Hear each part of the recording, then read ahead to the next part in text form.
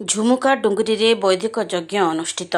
Dunguripali block Sargul Majhimunda ସ୍ଥିତ ଝୁମୁକା ଡୁଙ୍ଗୁରିଠାରେ ଆଜି ସକାଳ 9ଟାରୁ ସନ୍ଧ୍ୟା 5ଟା ପର୍ଯ୍ୟନ୍ତ ଚୈତ୍ର ଶୁକ୍ଳ ପ୍ରତିପଦା ତିଥି ହିନ୍ଦୁ ନବବର୍ଷ ପାଳନ ଉପଲକ୍ଷେ ହିନ୍ଦୁ ଜାଗରଣ ମଞ୍ଚ ଓଡ଼ିଶା ପଶ୍ଚିମ ତରଫରୁ ସକାଳେ ଗୋମାତା ପୂଜନ ସମାପନ ପରେ ଏକ ଦିବସୀୟ 21 କୁଣ୍ଡୀୟ ବୈଦିକ ବିଶ୍ୱଶାନ୍ତି ଯଜ୍ଞ ବିଶ୍ୱର କଲ୍ୟାଣ ନିମନ୍ତେ ବେଦ ପ୍ରଚାରକ ପଣ୍ଡିତ ସୁରେଶ ଆର୍ଯ୍ୟଙ୍କ ପୌରୋହିତ୍ୟରେ କରାଯାଇଥିଲା।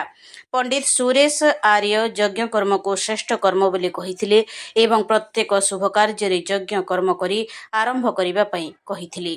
ଗୃହସ୍ଥ ଲୋକେ ପ୍ରତ୍ୟେକ ଦିନ ଯଜ୍ଞ କରିବା ପାଇଁ ବେଦରେ ନିର୍ଦ୍ଦେଶ ଦିଆଯାଇଛି ବୋଲି କହିଥିଲେ। ତାଙ୍କର ସୁମଧୁର ବେଦମନ୍ତ୍ର ଦ୍ୱାରା ଆଖପାଖେ ଶାନ୍ତିର ବାତାବରଣ ସୃଷ୍ଟି ହୋଇଥିଲା।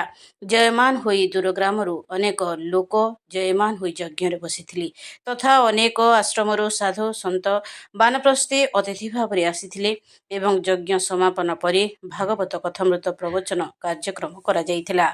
ଏହି କାର୍ଯ୍ୟକ୍ରମର ଉଦ୍ଦେଶ୍ୟରେ କର୍ତ୍ତା ଭାବରେ ଶ୍ରୀଯୁକ୍ତ ପ୍ରଫୁଲ୍ଲ ବାରିକ, ଶ୍ରୀଯୁକ୍ତ ଜୈମିନୀ ସାହୁ, ଶ୍ରୀଯୁକ୍ତ ରମେଶ ଚନ୍ଦ୍ର ସ୍ୱାଇଁ, ଶ୍ରୀଯୁକ୍ତ ସୁରେନ୍ଦ୍ର ସାହୁ, ସଭାପତି ଅନିରୁଦ୍ଧ ବାରିକ ଏବଂ ଅନ୍ୟାନ୍ୟ କର୍ମକର୍ତ୍ତା ସହଯୋଗ କରିଥିଲେ।